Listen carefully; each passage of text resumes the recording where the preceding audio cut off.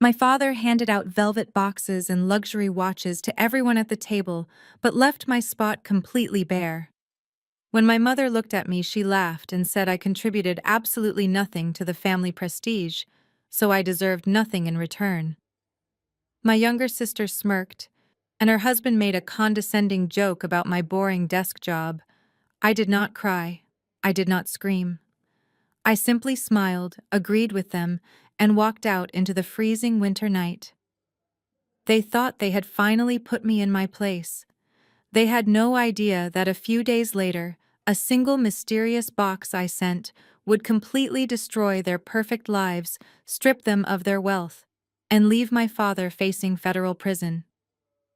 My name is Maya. I am 33 years old. Before I continue this story, let me know where you are watching from in the comments below. Hit like and subscribe if you have ever had to cut ties with toxic relatives who severely underestimated your true worth. The crystal chandelier above the dining table cast a warm glow over the massive holiday feast, but the atmosphere inside our family mansion in Buckhead was ice cold. It was Christmas evening. The air smelled of roasted duck and expensive pine. We sat around the custom mahogany table that my father Marcus loved to brag about to his wealthy friends. I sat at the far end quietly sipping my water. Next to me was my younger sister Chloe. She was the golden child dressed in a silk designer gown, radiating the entitlement she had been fed since birth. Beside her sat her white husband Bradley. My parents worshipped Bradley. To them he was the ultimate trophy, a handsome finance director who supposedly elevated our family status in the elite social circles of Atlanta. Dinner had just concluded when my father stood up at the head of the table. He clinked his crystal glass with a silver spoon to get our attention. His chest puffed out with pride as he reached over to a side table and picked up a stack of beautifully wrapped gifts. He cleared his throat and began his annual speech about the importance of family legacy and success. He spoke about how much the family business had grown and how proud he was of the people who truly contributed to our dynasty. He walked over to Bradley first. He handed him a heavy, dark green box. Bradley opened it with a theatrical gasp. Inside rested a gleaming gold Rolex watch. My father clapped Bradley on the shoulder, declaring him the son he never had and the financial genius of our company. Bradley gave a modest smile, but his eyes gleamed with greed.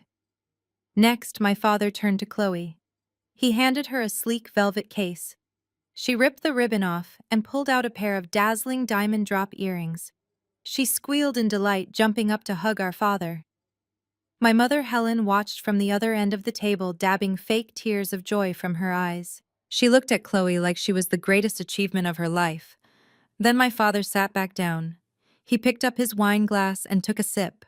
I looked at the side table. It was completely empty. There were no more boxes. There were no more envelopes. I sat there for a long moment, my hands folded perfectly in my lap. I looked directly at my father and asked him if there was a mistake. My mother let out a sharp, mocking laugh that cut through the silence of the dining room. She set her wineglass down hard. She looked at me with an expression of pure disgust. "You really thought you were getting something, Maya?" she asked, her voice dripping with venom. "You contribute absolutely nothing to this family. You live in a basic apartment, you do not attend any of our charity galas, and your value to our social standing is practically zero. Why would we reward someone who refuses to elevate the family name? Do not expect anything when you offer nothing." Chloe chimed in, adjusting her new diamonds in the reflection of her phone screen. "Mom is right, Maya. You could at least try to dress up for once. You look like you just came from a shift at a local bank." The whole table erupted in laughter. Then Bradley leaned back in his custom leather dining chair. He swirled the expensive scotch in his glass and looked at me with a patronizing smirk. "Come on, guys, give Maya a break. It takes a lot of energy to punch numbers into a calculator all day. We cannot all handle high-stakes investments. Her boring little number-crunching job is probably very stressful." He chuckled, looking around the table for approval. My father nodded vigorously, agreeing with his perfect son-in-law. They had absolutely no idea who I really was. To them, I was just the dark-skinned disappointment, the rebellious daughter who refused to join the family real estate business. They thought I was a low-level clerk at some nameless accounting firm. They did not know that I was a senior forensic auditor for one of the largest corporate investigative firms in the country. My entire career was built on tracking hidden money, exposing financial fraud, and dismantling corrupt corporations. I could read a fake ledger like a simple picture book, and I had been reading theirs for the past 6 months. I looked at the people who were supposed to love me unconditionally. I saw my father drunk on fake prestige, my mother whose love was transactional, my sister absorbed in vanity, and Bradley draining them dry.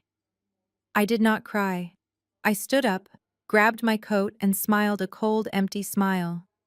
"You are right, Mom," I said. "My value is zero." I turned my back and walked into the freezing Atlanta night forever. The freezing wind whipped against my face as I marched down the long manicured driveway of my parents' estate. The crisp air felt like absolute freedom. My heels clicked rhythmically against the pavement, echoing in the quiet, opulent neighborhood. I did not look back at the massive brick mansion with its glowing windows and fake warmth. I kept walking past the row of luxury vehicles parked near the entrance, past Bradley and his newly acquired Rolex, past my father and his inflated ego. I walked 2 blocks down the street until I reached the discreet corner where I always parked. I pressed the key fob in my pocket. The sleek headlights of my jet-black Porsche Panamera flashed to life, illuminating the dark street. My family thought I drove a beat-up sedan because that was the only car I ever brought to their house. I purposely kept my actual life completely hidden from them. They wanted me to be a struggling peasant, so I played the part flawlessly. I slid into the driver's seat, savoring the smell of rich leather and the soft hum of the high-performance engine. I pulled out my phone and opened my contacts. I tapped on my mother's name and hit block. Then I did the same for my father, my sister, and finally Bradley. I watched their names disappear into the digital void one by one. With a few simple taps, I completely severed my ties to the people who had spent my entire life making me feel like I was nothing. I placed the phone in the cup holder and pulled out onto the empty street. The heated steering wheel warmed my frozen hands as I drove toward downtown Atlanta. I turned on the radio to drown out the silence. A classic holiday choir was singing about joy and togetherness. I immediately switched the station. The cheerful melody was replaced by a smooth rhythm and blues track, but the damage was already done. The music triggered a flood of memories I had tried to keep buried. I remembered being 9 years old, standing in the hallway of that same mansion. My mother had just bought matching holiday dresses for a family portrait. Chloe was handed a beautiful ivory gown that made her bright eyes and lighter skin glow. When I asked for mine, my mother handed me a plain dark navy dress. She told me the light colors did not suit my complexion, and that I needed to blend into the background so I would not ruin the aesthetic of the photo. I remembered how my father would proudly introduce Chloe to his wealthy business partners, showing off her blonde highlights and her perfect smile. When it came to me, he would quickly change the subject or send me to the kitchen to fetch drinks like I was the hired help. They always made sure I knew my place. Chloe was the beautiful golden child, destined for high society, while I was the dark-skinned, awkward mistake they had to tolerate. They fed Chloe everything she ever wanted and starved me of any affection. So I learned to feed myself. I threw all my pain into my education. I studied late into the night while Chloe was out partying. I earned scholarships they never knew about. I built an entire empire of my own in the shadows while they were busy polishing their fake crowns. I pulled into the private underground parking garage of my luxury high-rise building. The security guard nodded respectfully as I drove past. I took the private elevator up to my penthouse apartment. The floor-to-ceiling windows offered a stunning panoramic view of the Atlanta skyline.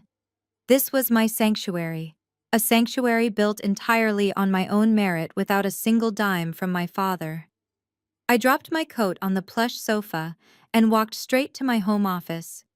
I sat down at my glass desk and woke up my iPad. The screen illuminated my face in the dark room. I opened the encrypted folder I had been meticulously curating for the past 6 months. The documents were all there, perfectly organized and damning. There were the bank statements showing the massive $4 million loan my father and Bradley had taken out against the family business. There were the legal contracts where they had blatantly forged my signature, naming me as the primary guarantor. They thought I was too stupid to ever find out. They assumed they could use my clean credit to fund their lavish lifestyles and leave me holding the bag if everything collapsed. I swiped to the next file. This one was my personal favorite. It was the detailed trace of where that $4 million had actually gone. Bradley had not invested a single cent into the company. He had systematically funneled the money through a series of shell companies straight into an offshore account in the Cayman Islands under his own name. He was draining my family dry and preparing to run while my parents blindly praised him as their savior. I opened the courier application on my screen. I had already prepared the physical documents earlier this week. They were nestled inside a beautiful velvet-wrapped box that looked exactly like a high-end Christmas gift. I selected the delivery address, typing in the coordinates of the Buckhead mansion I had just walked away from. I selected the delivery date for Boxing Day, bright and early in the morning. I wanted them to have one last peaceful night of sleep before their entire world shattered. I reviewed the order one final time. The IRS notice of intent to levy, the forged loan documents, the offshore wire transfers. Everything was ready to detonate. I tapped confirm. I leaned back in my chair and looked out at the glowing city lights. I let the heavy childhood burden slip off my shoulders. "Merry Christmas, Marcus," I whispered to the empty room. The sun rose over Buckhead, bringing a crisp, peaceful Boxing Day morning. Inside the mansion, the remnants of the lavish Christmas dinner were still scattered across the dining room. Empty champagne flutes and wrapping paper littered the expensive rugs. My parents usually spent the day after Christmas nursing their hangovers and tallying the value of the gifts they received. Helen lounged in the sunroom, wrapped in a silk robe, flipping through a fashion magazine. Marcus was in the kitchen brewing a fresh pot of imported espresso. He felt invincible. He believed his kingdom was secure, and his legacy was untouchable. The heavy brass knocker echoed through the quiet house, breaking the morning silence. Chloe, who was admiring her new diamond earrings in the mirror, answered the door. A courier stood on the porch holding an elegant dark red velvet box wrapped with a gold ribbon. It looked exactly like a high-end jewelry case. The courier asked for a signature, left the box in her hands, and walked away. Chloe shut the door and smiled to herself. She immediately assumed the box was another late Christmas present, perhaps a surprise bonus gift from Bradley, or a peace offering from some wealthy family friend who missed the dinner party. She carried the velvet box into the living room where my father and Bradley were sitting. Bradley was wearing his new Rolex, admiring how the light caught the gold dial. My father held his espresso cup, discussing their upcoming golf tournament. "Look what just arrived," Chloe announced. She sat on the edge of the leather sofa and carefully untied the gold ribbon. She was expecting a diamond bracelet or maybe the keys to a car. Instead, she flipped open the velvet lid and found a thick stack of aggressively stamped legal documents folded neatly inside. Chloe frowned. She pulled the heavy parchment out of the box and stared at the bold red letters printed across the top of the very first page. It was not a greeting card.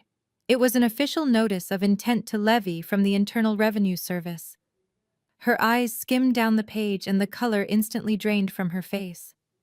"What is all this?" she muttered, flipping to the second page. Her confusion quickly turned into raw panic.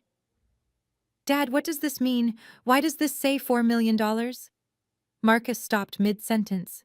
He lowered his espresso cup, his brow furrowing in irritation. "What are you talking about, Chloe? Give me that." He walked over and snatched the papers from her manicured hands. He put on his reading glasses and looked at the top sheet. The silence in the living room became absolute and suffocating. I had made sure the documents were impossible to misunderstand. The very first file was the IRS notice, demanding immediate payment for massive tax discrepancies. But the second file was the real dagger. It was a complete copy of the loan agreement Marcus and Bradley had executed with a major private bank.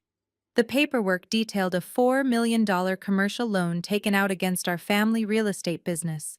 And right there on the signature line for the primary guarantor was my name. Maya. My father stared at the blatantly forged signature. His hands began to tremble. I had included a certified forensic analysis of the signature proving beyond a shadow of a doubt that it had been falsified. I also included the specific penal codes for wire fraud, bank fraud, and identity theft printed clearly in the margins. The expensive porcelain espresso cup slipped from my father's fingers. It shattered against the imported hardwood floor, sending dark brown liquid splashing across the pristine rugs. He let out a choked gasp, backing away from the documents, as if they were physically burning him. Helen rushed into the room, drawn by the sound of breaking porcelain. "What is going on?" she demanded, looking from the spilled coffee to her husband's pale face. Marcus could not even speak. He was hyperventilating, clutching his chest, as the reality of federal prison suddenly loomed over his perfect life.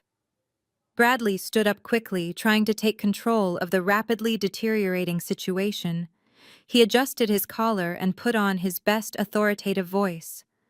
"Everyone just calm down," he commanded, stepping forward to examine the papers. He grabbed the stack from Marcus and quickly flipped through the pages. For a moment, Bradley looked like a cornered animal, but he quickly masked it with his signature arrogant smirk. "It is just a misunderstanding," he said smoothly. "It is a clerical error from the bank. You know how these auditors are, they love to make a big deal out of simple administrative oversights." Helen looked at her perfect son-in-law, desperate for reassurance. "Are you sure, Bradley?" she asked, her voice shaking. "We cannot have an IRS scandal attached to our name. The country club board would completely strip us of our membership." "I am completely sure," Bradley replied, flashing a reassuring smile that did not quite reach his eyes. "I will make a few calls to my buddies in finance on Monday. We will get this sorted out over a round of drinks. Maya is probably just throwing a tantrum because she felt left out last night, and she managed to dig up some outdated preliminary paperwork. Leave it to me, I handle these corporate suits all the time." He sounded convincing to a family that was desperate to believe him. They wanted the white savior to step in and fix the mess. But as Bradley stood there promising salvation, Chloe noticed something terrifying. She looked down at his hands holding the legal documents. The crisp white papers were rattling. Bradley's knuckles were completely white and his hands were shaking violently. Beneath his calm, arrogant exterior, he knew exactly what those documents meant. He knew the money was already gone, he knew the federal government was directly involved, and he knew he had just been caught. The illusion of control evaporated the moment Bradley dropped the papers onto the glass coffee table. The loud smack of the heavy stack hitting the glass made everyone jump. Marcus paced the room, running his hands over his balding head, his chest heaving with every breath. Helen demanded someone call me immediately, screaming that I had clearly made a catastrophic error at my stupid little accounting job. Chloe grabbed her phone with trembling fingers and dialed my number. She put the phone on speaker so the entire room could hear me apologize and agree to fix what they still desperately wanted to believe was my clerical mistake. The phone rang exactly one time before going straight to an automated voicemail. Chloe frowned, her perfectly manicured eyebrows pulling together in frustration, and dialed again. Voicemail. She frantically typed out a text message demanding I drive back to the mansion immediately and sign a retroactive liability waiver to clear Bradley's name. The message instantly bounced back as completely undelivered. I had blocked them all, and the digital silence in that room was deafening. Marcus snatched his own phone from his pocket and tried calling me himself. When he heard the same automated greeting, he let out a guttural yell and threw his phone directly across the living room. The device smashed against the stone fireplace, shattering into dozens of sharp pieces. They were completely trapped in a nightmare of their own making. They desperately needed my physical signature to validate their forged loan and stop the impending federal audit, but they had absolutely no way to reach the daughter they had just cruelly kicked out into the freezing cold. The crushing reality began to set in for my father. He could no longer command me. While they were spiraling into a full-blown panic attack in their Buckhead mansion, I was sitting comfortably in my corner office on the 40th floor of a downtown skyscraper. The bright morning sun poured through the floor-to-ceiling glass windows, illuminating my heavy mahogany desk and the four large monitors displaying complex financial tracking models. I took a slow sip of my expensive matcha latte and watched the global market tickers scroll endlessly across my top screen. I felt absolutely zero guilt. I had mourned the loss of my toxic family many months ago. My investigation started in late June, when I noticed a highly suspicious discrepancy in a public tax filing for my father's real estate business. He always bragged endlessly about his massive profit margins to his wealthy friends, but the public numbers I saw did not align with his highly lavish lifestyle at all. Out of pure professional curiosity, I ran a deep background check using my own secured corporate databases. What I uncovered made my blood run incredibly cold. There it was, staring back at me in black and white. A $4 million commercial loan with my exact name and social security number listed as the primary guarantor. My own father had maliciously used my completely spotless credit history and my zero debt ratio to secure a massive financial payout for himself and his golden white son-in-law. I spent the next 6 grueling months quietly tearing apart their entire financial structure layer by layer. I used my advanced skills as a senior forensic accountant to meticulously trace every single stolen penny. I legally accessed bank records and found the exact internet protocol addresses used to electronically submit the forged loan documents. I tracked the routing numbers directly to the hidden offshore shell accounts located in the Cayman Islands. I built an ironclad, legally binding case that could easily put both Marcus and Bradley away in a federal penitentiary for decades. But I did not go to the authorities right away. A small, remarkably naive part of my heart wanted to give them one final chance to prove they loved me. I wanted to see if they valued me as a human being at all. I waited patiently for Christmas Day. I sat at that extravagant dinner table waiting for just one kind word or one genuine moment of inclusion from my parents. If my father had handed me a simple gift, or if my mother had looked at me with real affection, I might have confronted them privately in my office. I might have given them a strict payment plan to return the stolen money quietly without getting the federal government involved. But instead they chose to publicly humiliate me. They laughed directly in my face and told me my value was exactly zero. That brutal rejection was the final closure I desperately needed. They cheerfully handed me the match, so I lit it and threw it right onto their fragile paper castle. I minimized the dense financial spreadsheets on my primary monitor and opened my private security application. I had perfectly anticipated their next panicked move. They could not reach me by phone, so they would inevitably try to ambush me in person to intimidate me into signing their fake documents. They mistakenly thought I still worked at the tiny, depressing strip mall accounting firm I had fabricated years ago to keep them completely off my back. But they were about to discover exactly who the scapegoat really was. A loud notification pinged on my tablet screen. It was a live high-definition video feed from the advanced security cameras located in my corporate building's underground parking garage. I watched the crisp footage intently as my father's familiar silver Mercedes-Benz abruptly bypassed the visitor gate and aggressively sped into the restricted VIP parking area. Marcus, Helen, and Chloe piled out of the vehicle looking completely unhinged and absolutely desperate. They were marching aggressively toward the private glass elevators, demanding immediate access from my highly trained and very confused security guards. I smiled as I picked up my desk phone to make a call. The war had officially arrived on my turf. I pressed the button on my phone console connecting directly to the main lobby security desk. "Send them up," I instructed, my tone completely flat. I did not want them dragged out by security. I wanted them to step off that elevator and see exactly what kind of empire I commanded. I wanted them to feel how small their little real estate fraud was compared to the multi-billion-dollar corporate investigations I handled every single day. I smoothed my tailored suit jacket and walked out of my office, stepping into the expansive main lobby of my firm. A few moments later, the brushed steel doors of the private elevator slid open. My mother, Helen, and my sister, Chloe, stormed out looking like absolute maniacs. They were fully prepared to deploy their classic narcissistic control tactic, which was to cause a massive, shameful public scene, so I would panic and immediately submit to their demands. Helen was already shouting before she even fully cleared the elevator doors. "Where is she?" Helen yelled, her voice echoing off the Italian marble floors. "Where is Maya? She has made a catastrophic error and she is going to fix it right now." Chloe was right behind her, clutching her designer handbag like a weapon. They expected to find me huddled in a tiny, depressing cubicle surrounded by cheap filing cabinets. Instead, they found themselves standing in the center of a breathtaking, ultra-modern corporate penthouse. Dozens of highly paid forensic accountants, lawyers, and financial analysts paused their work to stare at the two hysterical women screaming in the reception area. The sheer display of corporate power threw them off balance for a split second, but my mother quickly recovered. Her entitlement ran far too deep to let reality stop her.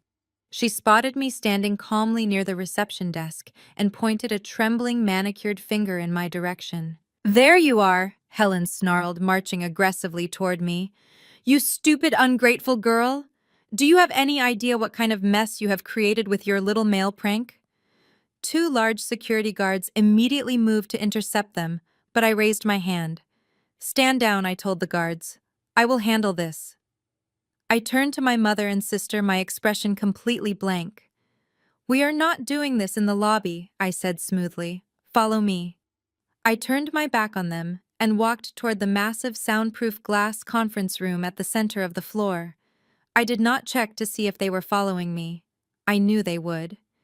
They hurried after me, their high heels clicking furiously against the polished floor.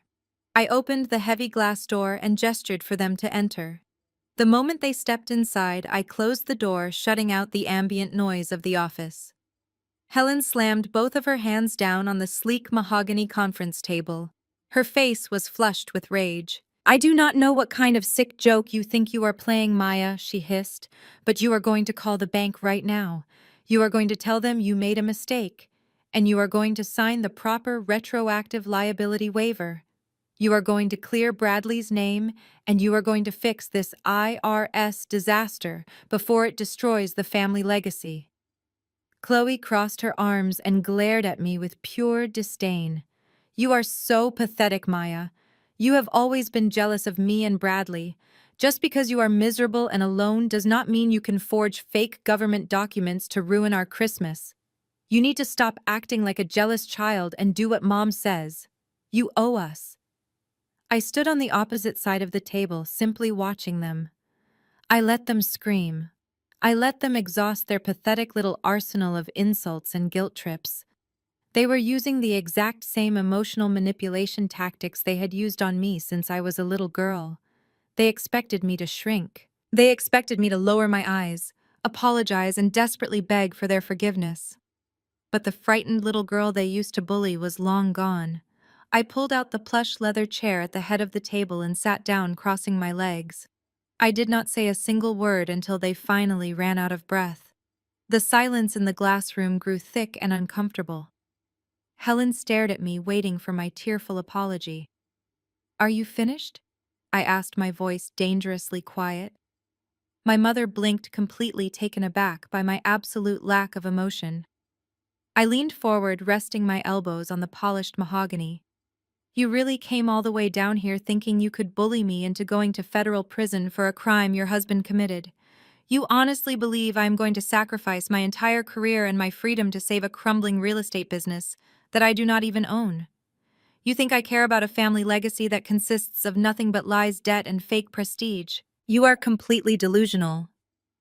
Helen opened her mouth to scream again, but I held up my hand, silencing her instantly. I reached into my briefcase, which I had brought with me from my office. I pulled out a thick red folder. It was the companion to the velvet box I had sent them that morning. This folder contained the exact forensic breakdown of every transaction. I placed the red folder on the table. I placed my hand flat on top of it and looked directly into my sister's arrogant eyes. "I am not taking the fall for Dad," I said coldly. "But you should really be asking where Bradley put the $4 million." I slid the folder across the smooth table directly into Chloe's hands.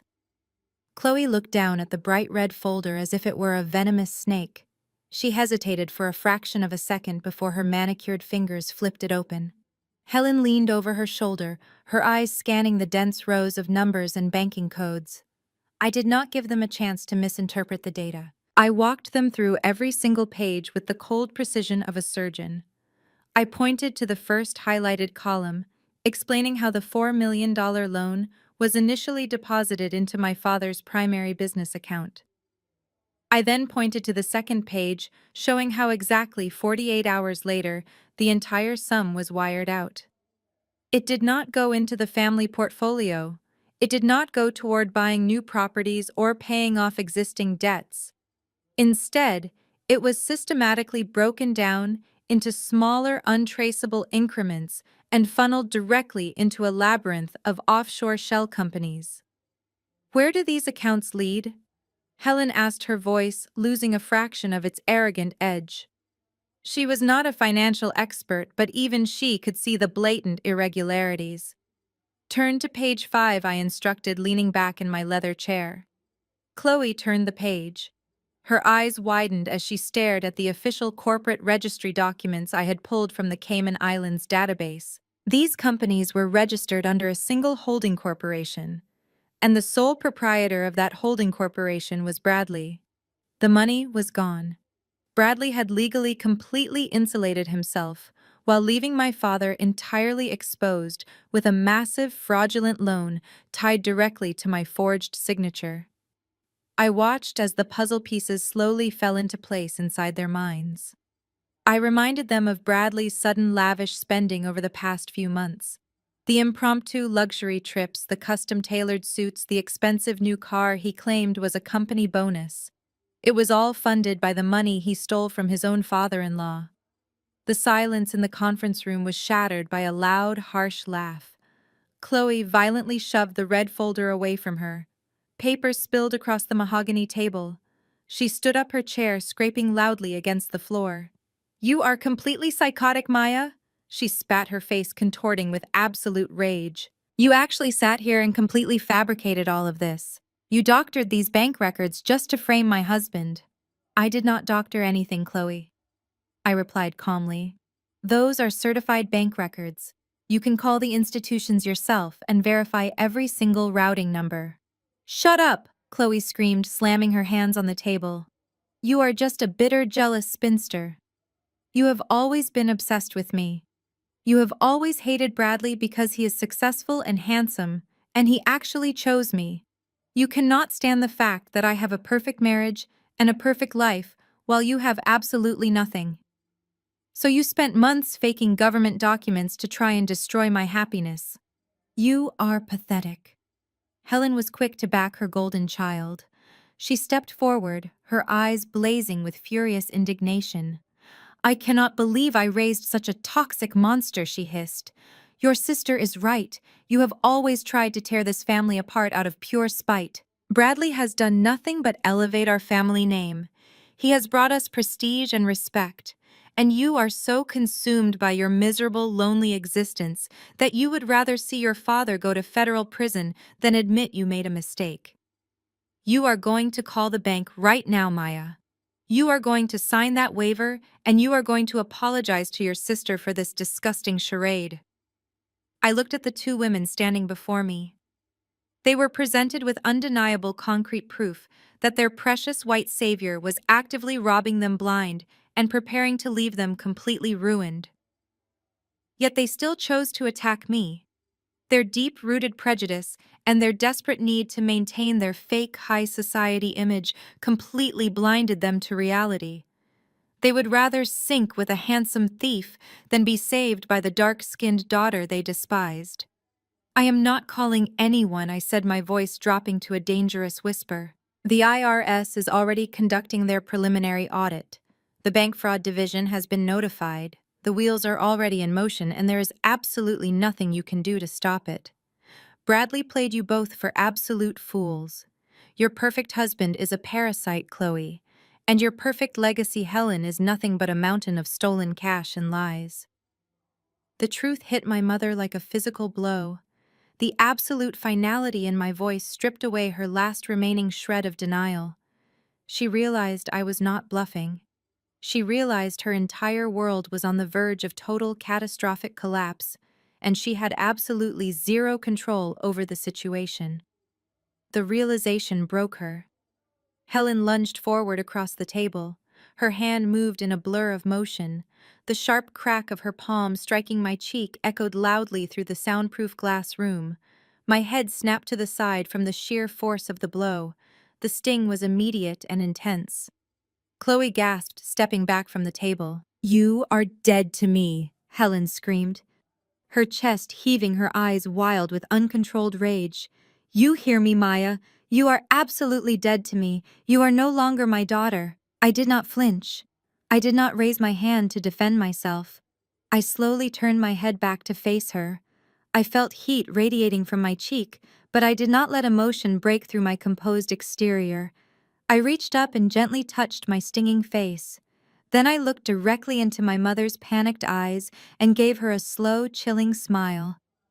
"Security has this whole assault on camera," I said, my voice perfectly steady. "Get out of my building before I press charges." The ride back to the Buckhead mansion was completely silent. My mother and sister sat in the back of their luxury vehicle, staring blankly out the tinted windows.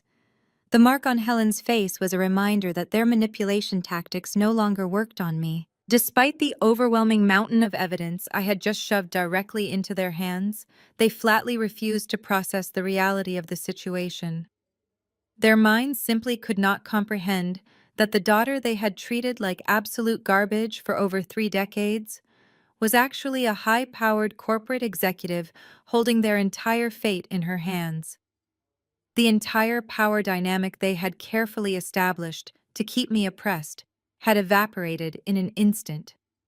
It was much easier for them to believe that I was a psychotic, bitter mastermind orchestrating a massive conspiracy than to admit they had been conned by the boy they worshipped. When they finally walked through the front doors of the mansion, the house felt suffocating and cold. Helen immediately retreated to her master bedroom, locking the door behind her to hide her bruised ego and her absolute terror. Chloe, however, marched straight toward the home office, clutching the red folder tightly against her chest. She desperately needed Bradley to look her in the eye and tell her it was all a giant lie. Bradley was sitting behind my father's expensive oak desk, pretending to review some construction contracts. When Chloe burst into the room, he quickly minimized the browser window on his laptop. Chloe threw the red folder onto the desk. Her voice shook as she demanded an explanation for the offshore bank accounts and the massive wire transfers. For a brief second, genuine panic flashed across his face. He had not expected me to have the actual routing numbers, but he was a master manipulator, and he quickly recovered his composure. He stood up, walked around the desk, and gently took Chloe's trembling hands in his own. He did not get angry or defensive. Instead, he let his shoulders slump and forced real tears to well up in his blue eyes. He played the ultimate victim perfectly. He told Chloe that I had illegally hacked into his personal computer and deliberately fabricated those documents specifically to ruin his life. He claimed I was deeply bitter and intensely jealous of their beautiful interracial marriage. He spun a pathetic sob story about how I could not stand seeing my younger sister happy with a successful white man, so I was trying to frame him for my own corporate financial crimes. He pulled Chloe into his chest, stroking her blonde hair, and whispering that they needed to stick together against my evil, relentless sabotage.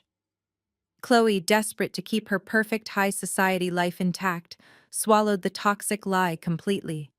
She wrapped her arms around him, sobbing quietly into his tailored shirt, apologizing profusely for ever doubting his loyalty. The golden child was blind to the smiling monster holding her. A few hours later, while Chloe was upstairs fixing her ruined makeup, Marcus slipped into the home office. My father had not spoken a single word since he dropped his espresso cup that morning. Unlike my mother and sister, Marcus actually understood how commercial banking worked. He knew the Internal Revenue Service did not send out official notices of intent to levy based on fake documents. He knew the $4 million was genuinely missing from the company ledgers. And deep down in the darkest corner of his mind, he knew Bradley was the only person with the security clearance to move that kind of money offshore. Marcus carefully closed the heavy oak doors behind him and locked them securely. He looked at his perfect son-in-law. The fake tears were gone from Bradley's face, now replaced by a cold, calculating stare. Marcus did not yell. He did not aggressively accuse Bradley of grand theft or demand a tearful confession. He was far too terrified of the impending federal audit for any righteous anger. He walked over to the desk, his hands shaking visibly. He looked like a broken old man, stripped of all his arrogance and pride. Marcus begged him. He pleaded with Bradley in a hushed, desperate whisper to simply wire the $4 million back into the main corporate account just for a few short weeks. He frantically promised Bradley he would not ask any questions about why the money was moved in the first place or who helped him set up the offshore accounts. He told Bradley that if the money was simply sitting in the correct account when the federal auditors arrived, they could easily brush the forged signature off as a simple internal administrative filing error and save the company from total financial liquidation. He was practically on his knees offering the thief complete amnesty if he would just return the stolen funds and save him from federal prison. Bradley leaned back in the luxurious leather desk chair and steepled his fingers together. He watched my father squirm and beg with a look of absolute disgust on his face. He had spent years playing the respectful, obedient son-in-law, but he did not need the disguise anymore. He had the money and he had the exit strategy secured. Bradley dropped his charming persona entirely. He did not offer any comfort or any false hope. He stood up and slowly walked around the desk until he was standing just inches away from the trembling old man. He looked his father-in-law dead in the eye with a chilling, empty expression. "Your name is on the forgery, Marcus," he said, his voice devoid of any emotion. "Not mine. You are going down alone." He turned his back on the broken old man and began calmly packing his expensive leather briefcase with his essential documents. He knew his flight out of the country was approaching, and he had no intention of sticking around for the federal raid. He knew his flight out of the country was approaching, and he had no intention of sticking around for the federal raid. The raid happened exactly 48 hours later. It was a Tuesday morning. The air was crisp, and the downtown financial district was buzzing with wealthy executives getting their morning coffee. My father's real estate headquarters occupied the top 3 floors of a prominent glass building right in the heart of the city. Marcus had arrived early, eager to project an image of absolute stability to his staff. He was sitting in his corner office sipping his imported espresso when the elevator doors chimed open. But it was not his usual parade of sycophantic junior partners stepping off the elevator. It was a tactical team of federal agents wearing dark blue windbreakers with the bright yellow letters FBI printed across their backs. They moved with terrifying efficiency. Before the receptionist could even reach for her telephone, the agents had completely locked down the entire floor. They flashed their federal warrants and began systematically seizing every single piece of electronic equipment in the office. They pulled desktop computers from their stations, confiscated external hard drives, and packed thousands of physical files into heavy cardboard boxes. The pristine, perfectly quiet office was suddenly transformed into an active crime scene. Marcus stood frozen behind his massive mahogany desk as 2 armed federal agents walked directly into his private office. He tried to summon his usual arrogant authority, demanding to know who was in charge and threatening to call his high-priced corporate lawyers. The lead agent did not even blink. He simply read Marcus his Miranda rights, pulled his arms behind his back, and locked a pair of heavy steel handcuffs around his wrists. The cold click of the metal echoed in the silent room. My father, the man who had spent his entire life obsessing over his flawless public image, was marched out of his own office like a common criminal. The federal agents paraded him through the center of the bullpen right in front of all his shocked employees. People held up their smartphones recording the mighty Marcus being perp walk toward the elevators. By the time they reached the ground floor, local news crews had already caught wind of the raid. Cameras flashed brightly as the agents escorted him out of the lobby and pushed him into the back of a waiting federal vehicle. His carefully cultivated high society reputation was completely destroyed in less than 20 minutes. The footage of his humiliating arrest was broadcasted across every local news network in Atlanta by noon. While Marcus was sitting in a federal holding cell, my mother Helen was losing her mind inside the Buckhead mansion. She was watching the news coverage on her massive television, completely unable to comprehend the spectacular collapse of her perfect world. In her twisted narcissistic mind, she still absolutely refused to blame the white son-in-law, who had actually stolen the money. Instead, she directed all her venomous fury directly at me. My phone buzzed on the kitchen island. I ignored the call knowing it was her. A minute later, a notification popped up indicating a new voicemail message. I poured myself a generous glass of expensive red wine and walked over to the kitchen island. I tapped the screen and pressed play. Helen's voice filled my quiet apartment. She was completely unhinged, violently alternating between hysterical sobbing and vicious screaming. "Maya, you have to fix this right now," she sobbed into the receiver, her voice cracking with desperation. "They took your father. They put him in handcuffs on national television. This is entirely your fault. You did this to us." Her tone suddenly shifted from pleading tears to raw, venomous rage. "You listen to me, you ungrateful little brat. You are going to march down to the federal courthouse right this second and confess to everything. You are going to tell them you forged those documents and you manipulated the accounts. You owe us this, Maya.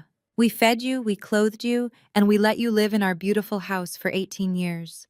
You were nothing but a burden to this family, but we tolerated you anyway. It is time for you to finally pay us back. If you do not take the fall for your father, I swear I will destroy whatever pathetic little career you have built for yourself. I will make sure you never work in this city again."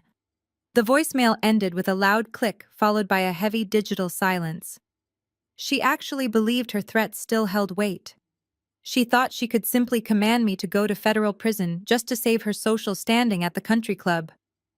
I stood in my beautifully decorated apartment, completely unbothered by her toxic emotional extortion. I took a slow sip of my red wine, savoring the rich, complex flavor. The girl they had abused for decades would have cried hearing those cruel words. She would have internalized the guilt and questioned her own sanity. But that girl was dead. I felt absolutely nothing but cold, calculating resolve. I placed my wine glass on the marble counter and picked up my phone. I opened my email application and drafted a new message. I attached the audio file of Helen's unhinged voicemail directly to the email. I typed a brief, highly professional note explaining the context of the recording. I addressed the email directly to Special Agent Thomas, the lead FBI investigator assigned to my father's corporate fraud case.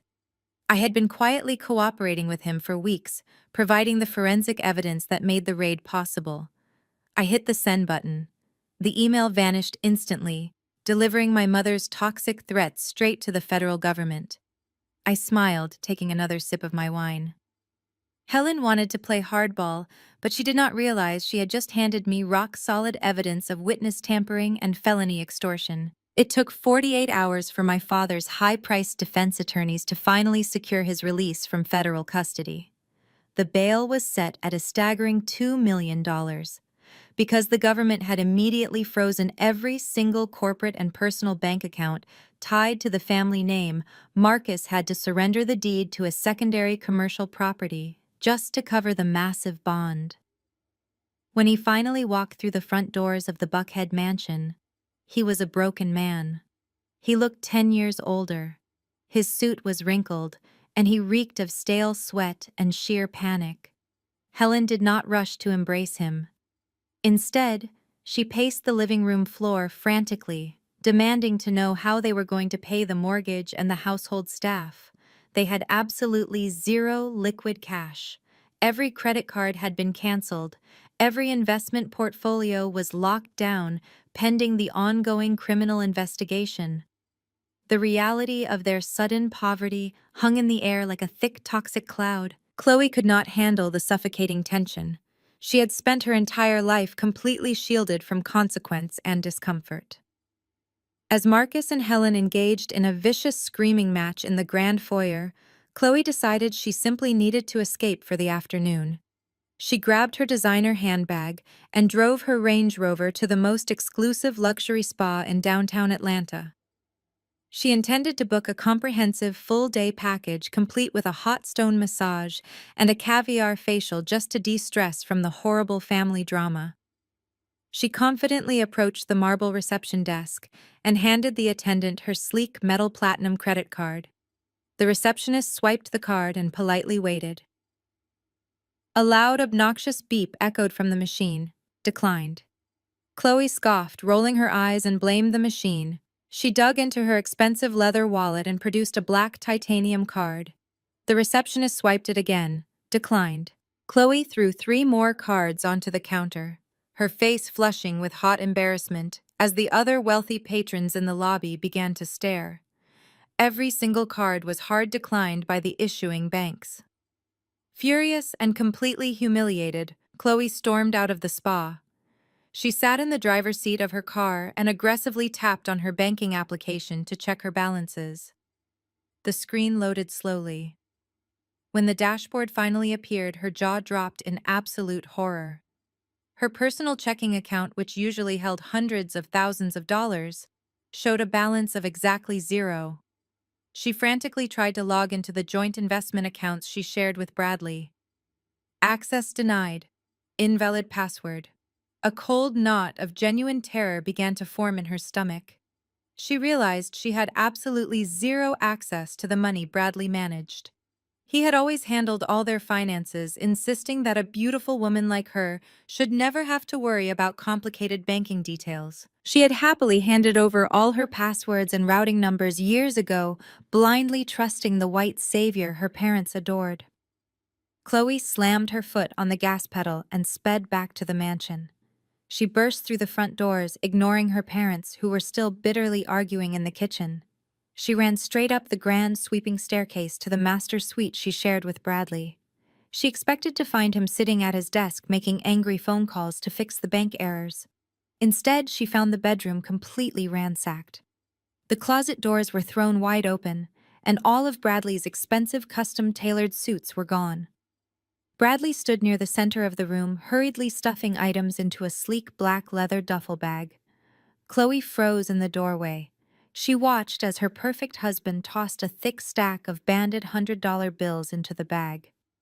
Beside the cash were 3 cheap plastic burner phones and his blue American passport. "Bradley," she whispered, her voice trembling with rising panic. "What are you doing? Where are you going?" "My cards were all declined and the joint accounts are completely locked. We need to call the bank." Bradley stopped packing. He slowly zipped the duffel bag closed and turned to face her. The charming, affectionate smile he usually wore for her was completely gone. His eyes were cold and dead. "I am leaving, Chloe," he said, his voice terrifyingly calm. "I suggest you pack a bag too, before the feds come to seize this house." Chloe stepped forward, her mind desperately refusing to accept what she was seeing. "Leaving," she repeated, shaking her head in denial. "You cannot leave. We are married. We are a team. You promised you would fix this mess with the IRS. You said Maya was lying about the offshore accounts. You promised me Bradley.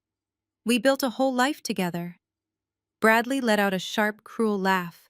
He picked up his duffel bag and slung it over his shoulder. "You really are that stupid, aren't you?" he sneered. "Maya was not lying. I took the $4 million. I took everything from your personal accounts, too. Every single dime is sitting safely in the Cayman Islands under a shell corporation you will never find." Chloe let out a high-pitched gasp. She lunged forward, grabbing the lapels of his jacket.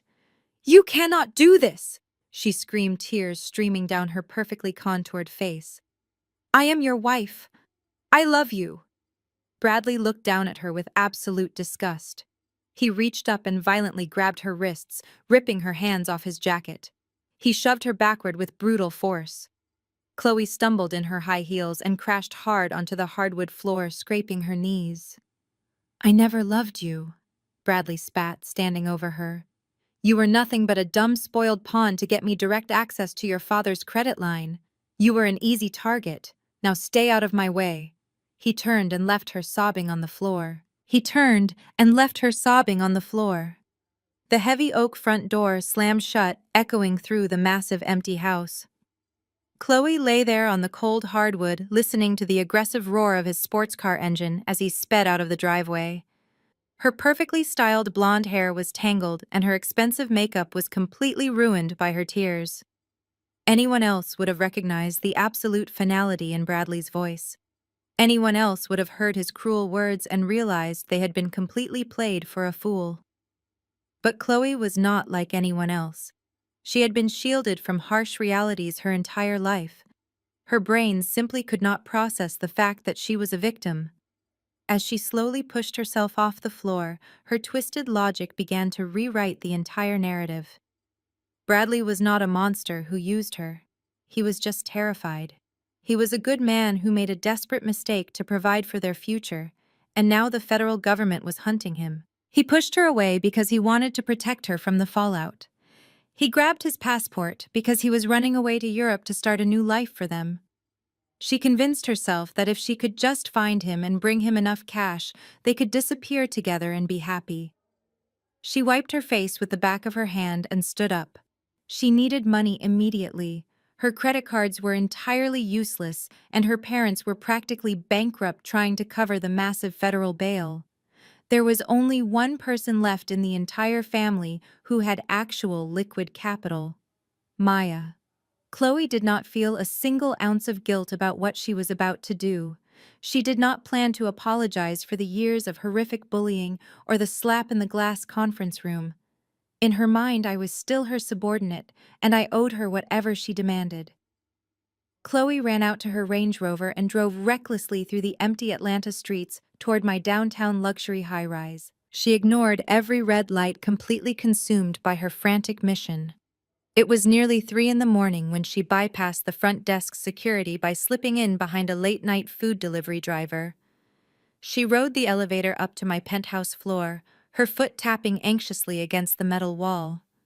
When the doors opened, she marched directly down the quiet carpeted hallway and began pounding her fists aggressively against my heavy front door.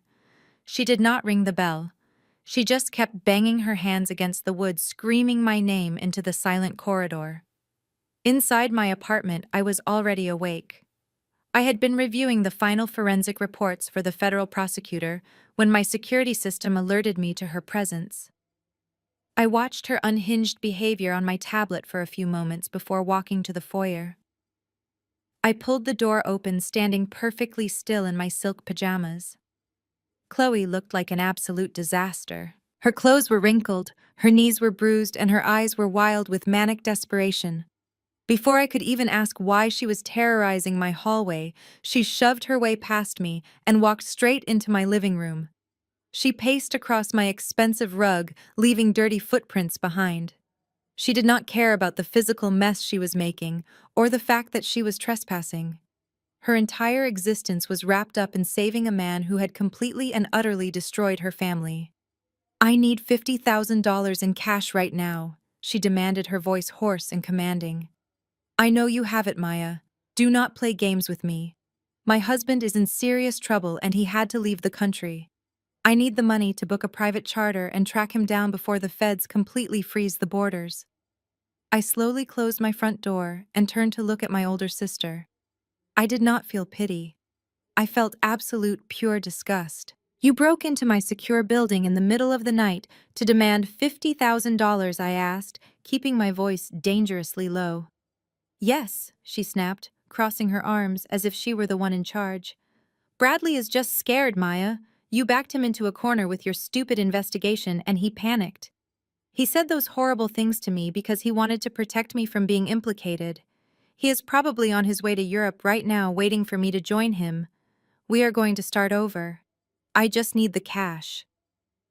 I stared at her, completely stunned by the sheer depth of her delusion. He literally stole your entire life savings and admitted he never loved you, and your first instinct is to chase him, I said, shaking my head. You really are a pathetic, spoiled child. How can you be this blind, Chloe? He does not want to protect you.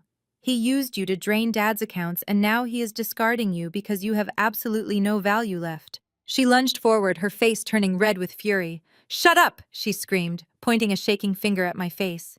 You know nothing about my marriage. He loves me. He has always loved me. You are just trying to poison my mind because you want me to be as miserable and alone as you are. Give me the money, Maya. I looked at her completely empty, desperate eyes. She was clinging to a fantasy because the reality would absolutely destroy her. I reached into the pocket of my silk robe and pulled out a small silver flash drive. I held it out toward her. She looked at it confused. He is not going to Europe, Chloe, I said, my voice ice cold. And he is not going alone. Watch this and see what your husband really thinks of you. Chloe snatched the heavy silver flash drive from my hand without saying a single word to me. She practically ran down the long carpeted hallway, desperate to escape the suffocating reality of my quiet apartment. I watched her hit the elevator button over and over again. When the doors opened, she rushed inside. I locked my door and walked back to my bedroom. I had watched that security footage dozens of times, compiling evidence for the federal prosecutor. I knew the exact timestamp where Bradley's charming facade melted away, revealing the absolute monster underneath. Chloe sat in her Range Rover parked in the alleyway behind my building. Her hands shook violently as she pulled her silver laptop from the console. She booted up the computer, breathing heavily. She kept telling herself I was lying, whispering to the empty car that I was just a bitter, jealous sister trying to destroy her marriage. She plugged the flash drive into the laptop. A single video file appeared on the screen labeled Downtown Condo. She hesitated before double-clicking the file. The media player opened, revealing high-definition security camera footage. The camera angle was positioned near the ceiling of a modern living room overlooking a white leather sofa and a glass coffee table. Chloe recognized the expensive furniture Bradley had tried to buy for their own home. The timestamp indicated the recording was from a Tuesday afternoon, just 3 weeks ago. Chloe had been at a country club luncheon that day. The video played in total silence before the audio suddenly kicked in. The front door opened, and Bradley walked into the frame. He wore his expensive tailored suit, but his tie was loosened, and he was laughing. A tall, stunningly beautiful white woman walked in right behind him, carrying a shopping bag from an exclusive boutique. Bradley wrapped his arms around her waist and kissed her passionately. Chloe let out a sharp gasp, pressing her hand over her mouth. The woman giggled and sat down, handing Bradley a glass of wine. You really need to spend more time here, the woman said, taking a sip of her wine. I am getting so bored sitting in this gorgeous apartment all by myself while you play house in Buckhead. Bradley laughed, his arrogant chuckle echoing through the laptop speakers. I know, baby, he replied, resting his hand on her thigh. We are almost at the finish line. The offshore accounts are fully funded, and the old man is clueless. I just need to endure a few more family dinners and I will be free. The woman smiled, running her fingers through his hair. And what about your gorgeous wife? She asked, her voice dripping with sarcasm. Is she going to be heartbroken when her perfect night disappears into the sunset? Bradley laughed loudly. Chloe, he said, shaking his head in amusement. She is nothing but a naive little diversity project. Her family is so obsessed with status and having a white son-in-law, they practically handed me the keys to their bank accounts. She is completely clueless. She spends her days swiping credit cards, pretending she is royalty, while I drain every dime from her trust fund. I do not even sleep in the same room with her, unless I absolutely have to keep up the charade. The video continued to play, but Chloe could not hear anything else. Thick, hot tears filled her eyes. Her entire world completely shattered. For her entire life, she had believed she was superior to me. She believed her lighter skin and her perfect marriage made her the ultimate golden child. But the truth was devastating. Her entire existence was a humiliating lie. She was not a queen. She was an easy, gullible target used by a manipulative predator to steal her family wealth. She slammed the laptop shut and let out an agonizing scream that echoed in the dark car. She sobbed, gripping the steering wheel. 5 days passed. It was New Year's Eve. The atmosphere inside the Buckhead mansion was completely toxic. The federal investigation escalated and bank accounts remained frozen. Despite the absolute destruction of their lives, Marcus and Helen flatly refused to cancel their attendance at the annual New Year's Eve church gala. Skipping the prestigious social event would be an admission of defeat. They needed to show the elite community of Atlanta that they were still wealthy, untouchable, and proud. Helen barged into Chloe's dark bedroom. Chloe had not showered or eaten in days. She was staring blankly at the wall, completely broken by the footage. Helen yanked the curtains open, letting harsh sunlight flood the room. "Get up," Helen commanded, tossing a black evening gown onto the bed. "You are going to take a shower, put on makeup, and act like everything is perfectly fine. We have to keep up appearances. We cannot let people think we are ruined." Chloe slowly sat up, her eyes extremely swollen and red from endless crying. "Mom, I absolutely cannot go," she whispered, her voice cracking with pain. "Bradley is gone forever. He took everything we had." Helen violently grabbed her daughter by the shoulders. "Bradley is just on a short business trip," Helen lied, clinging to the absolute delusion. "You will put on that dress and smile. Do not embarrass this family tonight." Chloe numbly obeyed. She let her mother drag her into the luxurious marble bathroom. She put on heavy dark makeup to hide her deeply swollen circles and squeezed into the restrictive black designer gown. She followed her parents out to the luxury car like a completely lifeless puppet. The silent car ride was absolutely and utterly suffocating. What none of them knew was that Bradley had not secretly left the country yet. He was confidently scheduled to be the honorable keynote speaker at the massive gala that very night to maintain his innocent public cover before his final midnight flight. The stage was finally set for the ultimate explosive collision. The massive ballroom of the church was heavily decorated with cascading white floral arrangements and thousands of glowing fairy lights.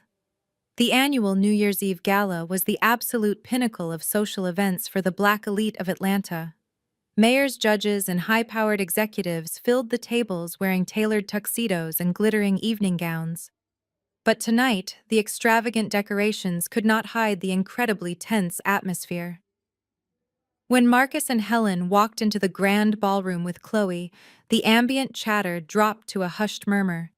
Every single pair of eyes in the room darted toward my parents. The news of the FBI raid had dominated the local news cycles all week. The wealthy patrons whispered behind their champagne flutes. Marcus tried to maintain his usual arrogant posture, but his smile was painfully forced. Helen gripped his arm tightly, pretending not to notice the blatant stares. They were focused on surviving the night and salvaging their destroyed social standing. They were desperately waiting for Bradley to save them. The master of ceremonies tapped the microphone and commanded the attention of the crowd. He introduced the speaker, praising him as a brilliant financial mind. The crowd offered a strained applause as Bradley confidently walked onto the stage. He looked absolutely flawless. He wore a custom-tailored midnight blue tuxedo that fit his broad shoulders perfectly. His bright blue eyes scanned the massive room with complete predatory arrogance. He stepped up to the crystal podium and adjusted the microphone. He did not look like a man who was planning to flee the country in less than 3 hours. He looked like a triumphant king holding court. Bradley began his speech with a warm, charismatic smile. He spoke smoothly about faith and the unbreakable bonds of family. He had the absolute audacity to deliver a deeply hypocritical sermon about weathering storms together. He looked directly at my parents' table and offered them a sickeningly sweet smile. He told the audience that real family members never abandon each other when things get difficult. He was masterfully manipulating the entire congregation, using his speech as a flawless public alibi. He wanted everyone to remember him as the loyal son-in-law right up until the exact moment he vanished. Marcus nodded along with the speech, his eyes shining with desperate gratitude. He was so terrified of losing his wealth that he swallowed every single lie Bradley told. Helen actually dabbed a tear from her cheek, completely taken in by his performance. She looked around, hoping the elite guests were buying this display of family unity. But Chloe sat perfectly rigid in her chair. She stared up at the man on the stage. Her hands gripped the edges of the white tablecloth so tightly her knuckles turned completely white. She listened to him preach, while the disgusting words he had spoken to his mistress echoed in her mind. Naive little diversity project. Those words burned in her brain like battery acid. She was vibrating with a terrifying repressed rage, just waiting for a spark. Her perfect marriage was a calculated financial transaction, and her loving husband was a vicious parasite preparing to leave her bankrupt. That spark arrived precisely halfway through Bradley's speech. The heavy mahogany double doors at the back of the grand ballroom suddenly swung wide open. The loud thud of the doors hitting the walls echoed sharply, cutting right through the sound of the microphone. The entire congregation turned around in their seats to see what had caused the disruption. I stood perfectly framed in the grand entryway. I did not wear a cheap department store dress or my usual conservative business suit. I wore a breathtaking custom-designed emerald green silk gown that cascaded gracefully to the floor. An intricate diamond necklace rested against my collarbone, catching the bright light of the crystal chandeliers. I radiated a cold, untouchable, and completely silent wealth. The kind of wealth that did not need to be announced or bragged about. The room fell entirely dead silent. The whispered gossip instantly ceased. For my entire life, I had been the forgotten daughter, the embarrassing, dark-skinned secret kept hidden in the background. Tonight, I was the only person commanding the room.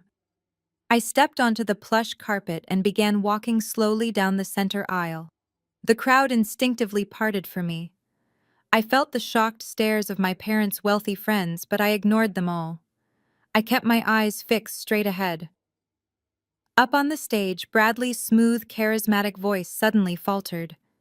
He stopped mid-sentence. His hands gripped the sides of the crystal podium as a flash of genuine panic finally broke through his arrogant mask. He recognized the look in my eyes. He knew his perfect exit strategy was rapidly unraveling. He tried to recover his composure, clearing his throat and leaning back into the microphone, but the damage was already done. The absolute silence in the massive ballroom was deafening. I did not walk all the way to the front. I stopped exactly halfway down the center aisle, standing perfectly still amidst the sea of seated guests. I slowly turned my head and looked toward my family table. Marcus and Helen were staring at me with their mouths hanging open, completely paralyzed by shock and fear. They could not understand how the daughter they had violently discarded was now standing before them, looking like absolute royalty. But I did not look at them. I locked eyes directly with my sister. Chloe was already looking right back at me. Her chest was heaving and her eyes were wild with absolute devastation and fury. She was a loaded weapon, completely stripped of her pride and pushed entirely to the brink of insanity. She just needed someone to pull the trigger. I held her gaze for one long, heavy second. I did not say a single word. I simply gave her one single sharp nod. It was the unspoken permission she needed to finally attack. Chloe stood up so incredibly fast that her heavy wooden dining chair tipped backward and crashed very loudly against the polished marble floor. The sharp sound echoed like a gunshot in the silent ballroom. She did not hesitate for even a single passing second. She aggressively hiked up the heavy, expensive fabric of her black designer gown and began marching directly toward the elevated stage. Her pace accelerated with every step, transforming from a determined walk into an aggressive, furious sprint. High up on the crystal podium, Bradley watched his furious wife charging toward him. His charming smile faltered, but he desperately tried to maintain his public composure. He leaned into the microphone, letting out a nervous, forced chuckle. "It looks like my beautiful wife is eager to come up here and join me," he said, his voice echoing through the massive speakers. But Chloe did not use the carpeted stairs on the side of the stage. She placed both hands on the edge of the platform and vaulted herself up with a terrifying manic strength. Before Bradley could even step back or raise his hands to defend himself, Chloe launched her entire body weight directly at him. She tackled him right around his waist. The heavy crystal podium tipped backward and completely shattered against the hardwood stage. The microphone hit the ground, producing a deafening high-pitched squeal of audio feedback that made all 500 guests cover their ears in pain. Bradley hit the floor hard, flat on his back, with Chloe pinning him down. She raised her fists and began striking him wildly, her heavy diamond rings tearing across his cheek and his lip. "You filthy lying parasite!" she screamed, her voice tearing from her throat in a raw, agonizing shriek. "You told her I was just a naive little diversity project. You drained my accounts. You stole $4 million from my father." She grabbed the collar of his expensive midnight blue tuxedo and shook him violently. "Tell them," Chloe yelled, gesturing wildly toward the shocked congregation.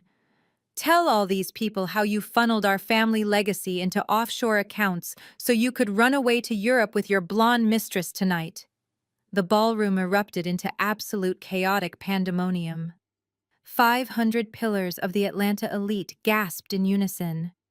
Women covered their mouths in horror, while several men frantically pulled out their smartphones to record the unbelievable spectacle. The flawless, untouchable image of our wealthy family was being violently and publicly shredded right in front of their eyes. Marcus jumped up from his table, his face turning a dangerous shade of crimson. He rushed toward the stage, desperate to stop his daughter from exposing their catastrophic financial ruin to the entire city. "Chloe, stop it right now," Marcus commanded, his voice cracking with absolute panic. He reached the edge of the stage, but he never made it up the stairs. The overwhelming stress, the sheer public humiliation, and the terrifying reality of his impending bankruptcy finally caught up with his body. Marcus suddenly stopped, clutching his chest with both hands. His eyes rolled back and he collapsed heavily onto the marble floor, suffering from a massive panic attack. Helen let out an ear-piercing wail of pure terror. She dropped to her knees beside her gasping husband, her expensive silk gown pooling around her on the dirty floor. She forgot all about her perfect posture and her high society etiquette. She was reduced to a hysterical, sobbing mess, begging the surrounding guests to call for an ambulance. But the wealthy friends she had spent decades trying to impress simply backed away from her, whispering fiercely among themselves and completely ignoring her desperate pleas for help. They looked at my family with absolute disgust.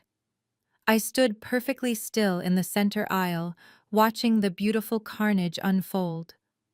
I did not intervene. I did not offer any comfort. I simply watched the toxic empire they had built on lies completely burn to the ground. Two large church security guards finally snapped out of their shock and rushed the stage. They grabbed Chloe by her arms and forcefully hauled her off her husband. She kicked and screamed, fighting them like a wild animal still trying to reach Bradley. "Let me go!" She shrieked, her makeup completely smeared across her face, making her look deranged. "He is a thief. He is leaving the country tonight." Bradley slowly pushed himself off the floor, wiping a stream of dark blood from his split lip. His expensive tuxedo was ripped and covered in dust. He looked out at the horrified crowd and desperately tried to salvage his ruined exit strategy. "She is having a severe mental breakdown," he yelled, pointing a shaking finger at his hysterical wife. "She is completely delusional. Someone call a doctor." But absolutely nobody in the massive room called a doctor. As Bradley stood there trying to spin his final pathetic lie, the heavy side doors of the ballroom suddenly burst open. 4 federal agents wearing dark suits marched aggressively into the room. I had called Special Agent Thomas exactly 1 hour before the gala began, providing him with Bradley's confirmed flight itinerary and the exact address of the church. The agents ignored Marcus writhing on the floor and Helen screaming. They bypassed my parents entirely and marched straight up the wooden stairs onto the stage. Bradley froze in absolute terror as the federal agents surrounded him. He knew his perfect scam was finally over. The lead agent grabbed Bradley's arm, twisted it sharply behind his back, and snapped a pair of heavy steel handcuffs onto his wrists. "You are under federal arrest for wire fraud, bank fraud, and attempting to flee the country," the agent announced loudly. Bradley did not fight back. His shoulders slumped, and his arrogant posture completely collapsed. He hung his head in absolute defeat as the agents marched him aggressively off the stage, leaving the golden child sobbing uncontrollably on the floor behind him. He hung his head in absolute defeat as the agents marched him aggressively off the stage, leaving the golden child sobbing uncontrollably on the floor behind him. The dust finally settled over the absolute wreckage of my family, exactly 2 weeks into the new year. The glamorous holiday decorations were packed away, and the bitter chill of January gripped the city of Atlanta.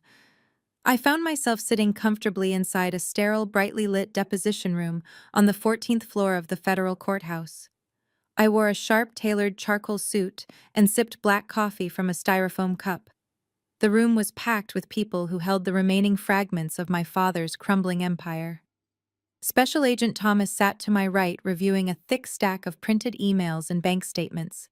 Across the heavy wooden table sat the extremely expensive and highly stressed defense attorneys representing both Marcus and Bradley. My father and my brother-in-law were not in the room.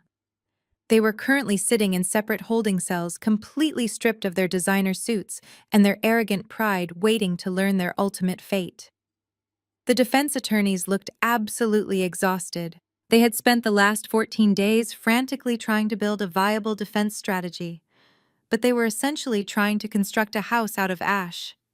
One of Bradley's high-priced lawyers leaned forward, resting his elbows heavily on the scratched wooden table. He desperately tried to project an aura of intimidating legal authority, but his voice lacked any real conviction. He looked directly at me and cleared his throat. "My client insists that you were a fully willing participant in this financial maneuver, Maya," he said nervously, adjusting his expensive silk tie. "He claims that you willingly signed those massive commercial loan documents to secure vital capital for the struggling family business and that you only contacted the federal authorities because of a petty personal family dispute. He actually thinks he can drag you down with him by tying you directly to the forged signatures." I took a slow, deliberate sip of my black coffee before setting the cup down on the table. I looked at the lawyer with a perfectly calm expression. I did not need to raise my voice or show any emotion whatsoever. I simply let the undeniable facts speak for themselves. "Your client is a desperate liar and a remarkably sloppy criminal," I replied smoothly. "I did not just stumble upon a few missing bank statements and make an angry phone call to the local police department. I am a certified forensic accountant with over a decade of high-level corporate experience. I spent 6 entire months quietly building an ironclad federal case against him. I handed the Federal Bureau of Investigation a completely wrapped package. I gave them the offshore routing numbers, the fake shell corporation registries hidden in the Cayman Islands, and the exact internet protocol addresses your client used when he forged my signature from his downtown condominium." Special Agent Thomas nodded his head in agreement, completely validating my statement to the room. He slid a single sheet of paper across the table toward the panicked defense attorneys. "That is a signed federal immunity agreement," Thomas stated firmly, looking the men dead in the eyes. "Maya approached the Internal Revenue Service long before any of you even knew there was an active criminal investigation. She legally utilized the federal whistleblower program. Because she provided undeniable concrete proof of massive offshore tax evasion and corporate fraud, the federal government has officially granted her full absolute immunity regarding the forged loan documents. She is completely untouchable by your clients or this court." The defense attorneys stared down at the official government seal on the paper, their faces turning completely pale. The terrifying reality of the situation crashed down on them all at once. They finally understood that I was never the helpless victim in this scenario. I was the silent, calculating architect of their absolute ruin. I had allowed Bradley to think he was a financial genius right up until the exact moment I shut the steel trap on his neck. He honestly thought he was playing a high-stakes game of chess against a naive rich family, but I owned the entire board from the very beginning. I leaned forward, resting my hands on the legal documents. Bradley is facing up to 15 years in federal prison for wire fraud and identity theft. I said, my voice steady and ice cold. And my father is going to lose absolutely everything he owns trying to pay back the bank and the massive federal fines. They dug their own graves. I simply provided the shovels. The lead defense attorney representing my father wiped a bead of nervous sweat from his forehead. He looked at me with a sickening mixture of deep resentment and genuine fear. "You completely destroyed your own family," he muttered, shaking his head in absolute disbelief. "You purposefully burned down your father's entire lifelong legacy just to prove a point to them. You walk away with your freedom, but you are leaving them to rot with absolutely nothing." I smiled, a genuine cold smile that actually reached my eyes. "Oh, I am walking away with a lot more than just my freedom," I replied, leaning back comfortably in my chair. The lawyers looked incredibly confused, exchanging quick, nervous glances across the table. I decided to educate these expensive men on the specific finer points of federal tax law. Under the Internal Revenue Service whistleblower program, when an informant provides actionable intelligence that leads directly to the successful recovery of massive tax fraud, that informant does not just get a simple pat on the back. The law strictly dictates that the official whistleblower is legally entitled to receive anywhere from 15 to 30% of the total recovered funds. Bradley stole $4 million, and he evaded millions more in corporate taxes over the past 5 years. The federal government is going to seize absolutely all of it, and when they finally liquidate those hidden accounts, they are going to cut me a massive multi-million-dollar check for turning him in. The deposition room went completely dead silent, as the lawyers realized I was not just walking away free and clear. I was walking away incredibly rich, directly profiting from the very crime they tried so desperately to pin on me. I was walking away incredibly rich, directly profiting from the very crime they tried so desperately to pin on me. The weeks that followed that deposition were an absolute masterclass in total financial destruction. They completely liquidated his commercial real estate portfolio. Every single property he had spent decades acquiring was auctioned off to satisfy massive debts and federal fines. The family business ceased to exist entirely. The corporate headquarters downtown was cleared out, and the gold letters spelling our family name were ripped off the glass lobby wall. Bradley did not fare any better. Once his expensive lawyers realized I possessed the offshore routing numbers tying him to the Cayman Island accounts, they abandoned his defense. They advised him to take a plea deal. The arrogant white savior who mocked my sister stood before a federal judge wearing an orange jumpsuit. He pleaded guilty to wire fraud, identity theft, and tax evasion. The judge showed zero mercy, sentencing him to 15 years in a maximum security penitentiary. There was no country club prison waiting. He was going to spend his best years locked in a concrete cell, stripped of his entire superiority. He had lost everything he ever truly cared about in life. Meanwhile, the reality of severe poverty crashed down on my parents and sister with brutal force. The bank seized all of their assets, including luxury vehicles, jewelry, and investment portfolios. They were left with nothing but the massive Buckhead mansion, and even that was heavily leveraged. By the second week of February, the utility companies finally lost patience. Because the accounts were drained, Marcus and Helen could not pay the heating bills required to maintain a 20,000-square-foot estate. The power grid was shut off. The mansion transformed into a freezing dark tomb. Marcus had suffered another cardiac event from the stress and was recovering in a state-funded medical facility because his premium health insurance had been canceled. That left Helen and Chloe alone in the freezing house. They spent their days wrapped in heavy coats, huddling together in the dark living room, staring blankly at the cold stone fireplace. The chandeliers were dead. They ate cold, canned soup, terrified of answering the constant knocks of debt collectors at the front door. On a freezing Tuesday afternoon, a banging echoed through the empty foyer. Chloe flinched, pulling her blanket tighter around her shoulders. Helen slowly stood up, her bones aching from the freezing temperature inside the house. She shuffled through the dark hallway, her breath visible in the air. She did not open the heavy oak door. She peeked through the narrow side window, expecting to see another process server. But there was nobody standing on the frozen front porch. There was only a green piece of paper stapled directly to the expensive custom woodwork of their front door. Helen slowly opened the door and pulled the green paper free. Her hands shook violently as she read the bold black letters printed across the top. It was an official county foreclosure and eviction notice. The bank had officially reclaimed the property. The bottom of the notice clearly stated that they had exactly 48 hours to completely vacate the premises before armed county sheriffs would arrive to forcibly remove them and change all the locks. Helen stared at the paper, her mind completely shattering. This house was the absolute center of her identity. It was her ultimate status symbol, her proof that she was better than everyone else in her elite social circle. And now, she was being thrown out onto the street like a common criminal. Panic completely consumed her. She ran back into the freezing living room, waving the green paper at Chloe.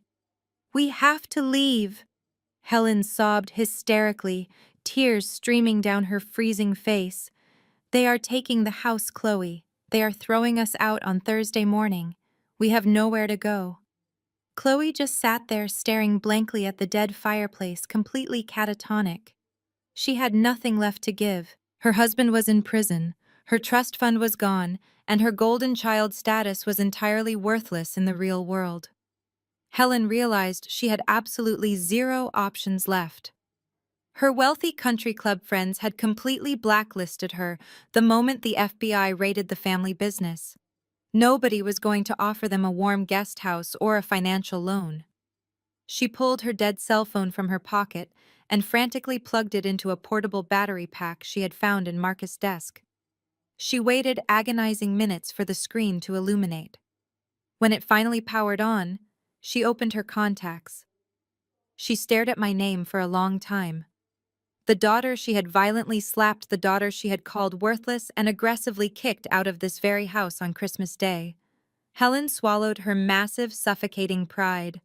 She pressed the call button and raised the phone to her ear, her hands shaking uncontrollably. The phone rang 3 times before going to my automated voicemail. Helen broke down completely. "Maya," she choked out, her voice pathetic and weak. "Please pick up. The bank is taking the house. They are throwing us out in the freezing cold. We have absolutely no money and your father is in the hospital. Please, Maya, I know I said horrible things to you, but you are my daughter. Please help us. I am begging you." I was sitting in my warm, brightly lit penthouse apartment, reviewing the final paperwork for my massive IRS whistleblower payout, when my phone screen illuminated silently on my glass desk. A notification popped up indicating a new voicemail from a blocked number. I tapped the screen and saw the transcript generating. I saw the words begging and freezing and help us. I did not feel a single ounce of pity. I did not feel any lingering family loyalty. I simply swiped my finger firmly to the left and hit the delete button, erasing her voice forever, without even listening to a single second of her pathetic apology. I simply swiped my finger firmly to the left and hit the delete button, erasing her voice forever, without even listening to a single second of her pathetic apology. 2 days later, the county courthouse was buzzing with local real estate investors and opportunistic buyers looking for heavily discounted properties. The massive granite building felt entirely different to me today. It was a Thursday morning, and the bitter winter frost still clung to the high windows of the grand public auction hall. I walked through the heavy wooden double doors wearing a tailored black wool coat and large dark sunglasses that completely concealed my eyes. I did not want to be recognized by any of the predatory local developers who used to do business with my arrogant father. I found a quiet, empty seat in the very back row of the crowded room. I crossed my legs, holding a sleek black leather portfolio tightly in my lap. Inside that portfolio was a certified bank draft. The massive IRS whistleblower reward had successfully cleared my accounts the previous afternoon. The sheer amount of liquid cash I now possessed was truly staggering. I sat silently listening to the auctioneer speak. The auctioneer was a loud, fast-talking man who moved quickly through a long list of completely ruined commercial buildings and neglected residential lots. The crowd was full of hungry sharks trying to steal a cheap bargain. I watched them aggressively outbid each other over insignificant pieces of dirt. I did not raise my paddle for any of those initial offerings. I was waiting for one specific item on the extensive docket. After nearly an hour of tedious bidding, the large digital screen behind the podium finally flashed a highly familiar picture. It was a wide aerial photograph of the massive Buckhead mansion, my childhood home, the house where I was completely ignored and treated like an invisible ghost for 33 miserable years. The auctioneer cleared his throat and announced the property, noting its massive square footage and its highly prestigious location. He also loudly noted the extensive federal liens and the terrible structural neglect it had recently suffered. Because the bank was completely desperate to recover their lost capital immediately, they set the initial starting bid ridiculously low. It was literally pennies on the dollar compared to its actual market value. The room suddenly grew very quiet. The local developers hesitated. They knew the property was incredibly toxic right now because of my father's highly publicized federal arrest. Nobody wanted to be directly associated with that kind of massive high society scandal. The auctioneer called out the incredibly low starting price, asking for any opening bids. For a long, agonizing moment, nobody moved. The silence was thick and heavy. Finally, a man sitting in the front row lazily raised his numbered paddle, offering the absolute minimum acceptable bid. He clearly thought he was going to easily steal the mansion without any real competition. The auctioneer enthusiastically accepted the opening bid and asked for any other challengers. I slowly raised my hand, holding my paddle high in the air. I doubled his bid instantly. The man in the front row turned his head completely around to look at me. He could not see my eyes behind the dark sunglasses, but he could definitely feel my cold, absolute resolve. He scowled and raised his paddle again, adding another $50,000 to the current total. I did not even blink. I immediately raised my paddle again and aggressively added another $500,000 to the pot. A loud collective gasp echoed through the crowded auction hall. The man in the front row immediately dropped his paddle, shaking his head in total defeat. He realized he was fighting a completely unwinnable battle against someone with unlimited liquid resources. The auctioneer looked directly at me, his eyes wide with genuine surprise. He loudly called out my massive bid, scanning the quiet room for any other brave challengers. Going once, he yelled, his voice echoing off the high granite walls. Going twice, he shouted, pointing his heavy wooden gavel directly toward the back row. Sold, he finally roared, slamming the heavy gavel down onto the wooden podium with a loud, satisfying crack. The echo of that strike sounded like absolute pure justice to my ears. I had just legally purchased the multi-million-dollar estate for a fraction of its former glory, paying entirely in clean federal cash. The house that had violently rejected me my entire life now officially belonged to me. The auctioneer pointed toward the side door, instructing me to meet the county clerk to finalize the heavy legal paperwork and immediately transfer the required funds. I stood up, smoothing my tailored coat. I walked confidently down the center aisle, ignoring the curious stares of the defeated investors. I entered the small private administrative office adjacent to the main auction floor. The county clerk was a tired-looking woman, sitting behind a messy desk, completely covered in incredibly thick property files. She handed me a heavy stack of official transfer documents and politely asked for my certified bank draft. I slowly unzipped my sleek leather portfolio and handed over the massive check. Her tired eyes went completely wide with absolute shock when she finally saw the incredibly large sum printed neatly on the crisp paper. She quickly verified the federal funds and began frantically typing the required information into her outdated computer system.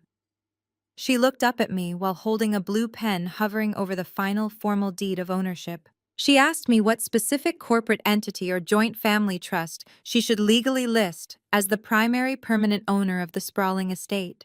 I reached up and slowly pulled the large dark sunglasses completely off my face. I looked the confused clerk directly in her eyes and gave her a very warm, incredibly satisfied smile. Put it entirely in my name, I said, my voice ringing with absolute finality. Solo.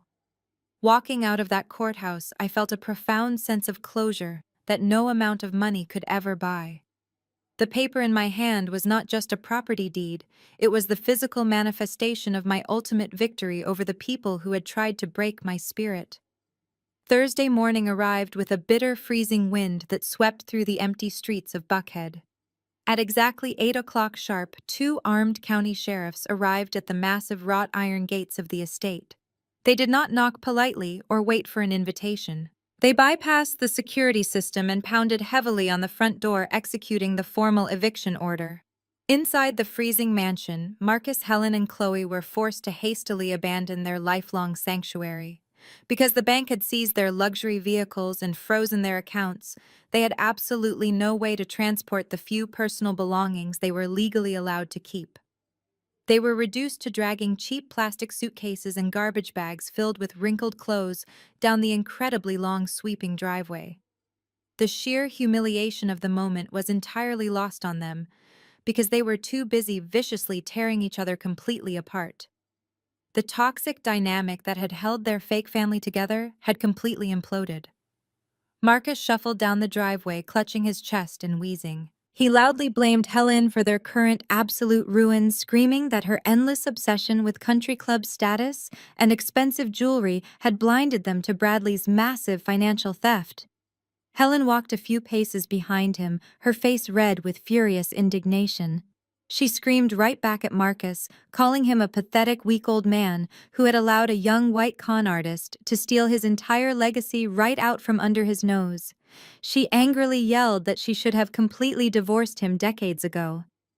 Chloe aggressively dragged a completely broken plastic suitcase behind her back, sobbing hysterically, not because her father was ill or her mother was having a breakdown, but because the sharp gravel of the driveway was completely ruining the bottoms of her incredibly expensive designer shoes.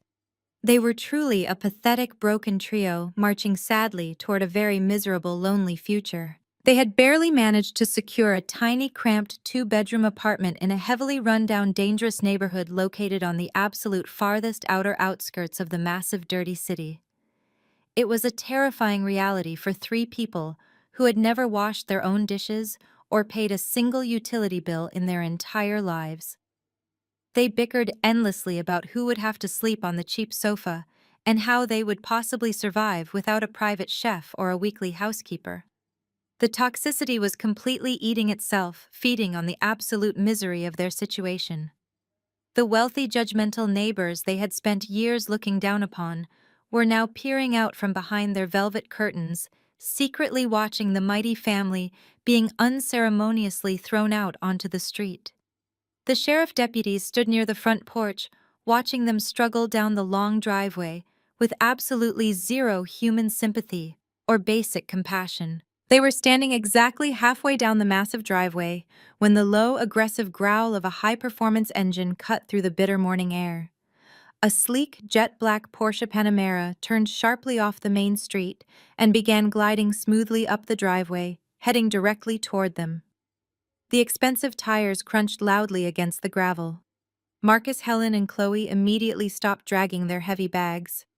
For a brief, fleeting moment, their deeply ingrained delusions flared back to life. Helen frantically wiped the tears and smeared makeup from her face, desperately trying to compose herself. She whispered loudly to Marcus that it must be one of their wealthy friends from the church congregation finally arriving to rescue them from this terrible misunderstanding. Chloe eagerly stepped forward, completely forgetting about her ruined shoes, hoping that maybe Bradley had magically returned to save her with a car full of stolen cash. They stood there shivering in the cold, waiting for their glorious salvation to arrive. The black Porsche did not speed up or honk its horn. It simply rolled to a slow, calculated stop, completely blocking the entire width of the driveway. They could not walk around it without stepping into the freezing wet grass. The dark-tinted driver's side window slowly rolled down, revealing nothing but shadows inside the luxurious cabin. The family held their breath, staring intently at the sleek vehicle. Then the heavy driver's side door smoothly swung open. A pair of expensive black leather boots stepped out onto the gravel. I stood up slowly, stepping out of the warm, luxurious interior of my vehicle into the freezing winter air. I wore the same tailored black wool coat from the auction. I did not look angry or vengeful. I looked completely at peace. The arrogant, hopeful expressions on my parents' faces completely vanished the very second they recognized me. Helen's jaw literally dropped open, and Marcus took a sudden, unsteady step backward, completely stunned by my sudden appearance. They stared at my expensive car and my designer clothes, utterly unable to comprehend how the daughter they had violently discarded was now sitting behind the wheel of a luxury sports car. Chloe let out a sharp gasp, her eyes darting frantically between me and the Porsche. The shock of my arrival practically paralyzed them. They stood completely frozen in the middle of the cold driveway, unable to speak a single word. I slowly reached into the deep pocket of my wool coat and pulled out the crisp green document the county clerk had given me. I held the crisp official property deed high up in the freezing winter air, letting the morning sunlight catch the gold municipal seal stamped on the bottom. The message was absolutely undeniable. I was definitely not there to rescue them from their nightmare. I was the absolute new owner of this entire massive estate. The wind seemed to completely stop as the three of them stared at the bright green paper fluttering slightly in my hand. Marcus adjusted his glasses, his trembling fingers pushing the wire frames up the bridge of his nose to get a better look at the official county seal. The name printed boldly at the bottom of the property deed was mine, and mine alone. For a few agonizing seconds, the reality of the situation fought a violent war against his deeply ingrained arrogance. His brain simply refused to accept that the daughter he had treated like an absolute peasant had just legally purchased his multi-million-dollar kingdom entirely in cash. But as he looked from the official deed to my expensive tailored coat and the luxury sports car idling behind me, the last remaining wall of his massive ego finally crumbled. Marcus suddenly took a step forward, dropping the handle of his cheap plastic suitcase. He completely changed his physical posture, desperately trying to summon the ghost of his former patriarchal authority. He forced a wide, trembling smile onto his pale face. He actually believed he could simply flip a switch and manipulate me into handing everything over to him. He walked toward me, holding his arms out, as if he were preparing to embrace a prodigal daughter returning home from a long journey. "Maya, thank God," he said, his voice cracking with a sickening mixture of fake affection and pathetic begging. "I knew you would not let us down. You bought the house back for the family. You used your accounting connections to save our legacy. We can put all this ugly business behind us now. We can move back inside and start over completely fresh." He reached out his hand, attempting to touch my shoulder. I took one smooth, deliberate step backward, putting a safe distance between us. I did not let his hand make contact with my expensive wool coat. I looked at the pathetic, broken man standing in front of me, and I laughed. It was not a bitter laugh or an angry scoff. It was a cold, genuine laugh of absolute pure amusement. The sound echoed across the frozen gravel driveway, cutting through the bitter morning air like a sharpened blade. He stopped reaching for me, his fake smile instantly vanishing. "I did not buy it for the family, Marcus," I said, my voice perfectly steady and clear. "I bought it for the land." He blinked, staring at me in total confusion. "What are you talking about?" he stammered, looking back at the massive brick mansion. "It is a historic estate. It is our home." "Not anymore," I replied, slipping the deed back into my coat pocket. "This house is nothing but a decaying monument to your massive ego and your completely toxic lies. It is infested with decades of abuse and financial fraud. I have absolutely no intention of living in it." I have already hired a commercial demolition crew. I am having it completely bulldozed next month to clear the 5 acres of land. I am going to build a highly profitable complex of modern luxury townhomes right over the exact spot where your precious dining room currently sits. The words hit them with the physical force of a freight train. The idea that someone would intentionally destroy their sacred high society sanctuary was completely unfathomable to them. Helen let out a sudden, agonizing shriek. The absolute finality of my statement completely shattered her mind. The house was her entire identity. It was the only thing she had left to cling to in her ruined, pathetic life. She lunged forward, her hands curling into tight fists, her face contorting into a mask of pure, visceral hatred. She completely abandoned any lingering pretense of being a dignified, wealthy matriarch. "You are a complete monster!" Helen screamed, her voice tearing violently from her throat. She pointed a shaking, manicured finger directly at my face. "You are a disgusting, unnatural monster. How could you possibly do this to your own flesh and blood? You are standing there gloating while we are thrown out into the freezing cold with absolutely nothing. You have no soul, Maya. You have absolutely no heart." She stood there, chest heaving, panting like a cornered wild animal, waiting for me to show a single ounce of guilt or remorse. She desperately wanted me to break down and apologize for finally defending myself. She wanted me to feel the shame she had projected onto me for 33 years. I looked at her, completely unbothered by her hysterical screaming. I felt absolutely nothing for the woman who gave birth to me. The maternal bond had been completely severed the night she told me I contributed nothing to her life. I tilted my head slightly and looked her dead in the eyes. "I learned from the best, Helen," I said, my voice dropping to a terrifyingly calm whisper. "I spent my entire life trying to earn a single scrap of your affection. I played the obedient, quiet background character while you paraded Chloe and her thief of a husband around like royalty. You stood in that grand dining room on Christmas Day and looked me directly in the eyes. You laughed at me. You told me my value to this family was exactly zero. You told me I was completely worthless." I took one step closer to her, completely invading her space. Helen flinched, shrinking back from the intense cold fire in my eyes. "I just proved you wrong," I stated firmly. "My value is a multi-million-dollar real estate acquisition paid entirely in cash. Your value is currently a broken suitcase sitting in a frozen driveway." Helen opened her mouth to argue, but absolutely no words came out. She was completely silenced by the undeniable, crushing truth. She looked down at the freezing gravel, completely defeated. I turned my attention away from her and looked directly at the 2 armed county sheriffs standing silently near the front porch. They had watched the entire confrontation unfold with absolute professional detachment. "Officers," I called out, projecting my voice clearly across the large driveway. "These 3 individuals are officially trespassing on my private property. I want them completely removed from the premises immediately." The taller sheriff nodded firmly, resting his hand on his utility belt. He immediately began walking down the driveway toward my parents. "You heard the property owner," he announced, his voice loud and authoritative. "Your eviction window is officially closed. Grab your bags and move off the property line right now, or you will be arrested for criminal trespassing."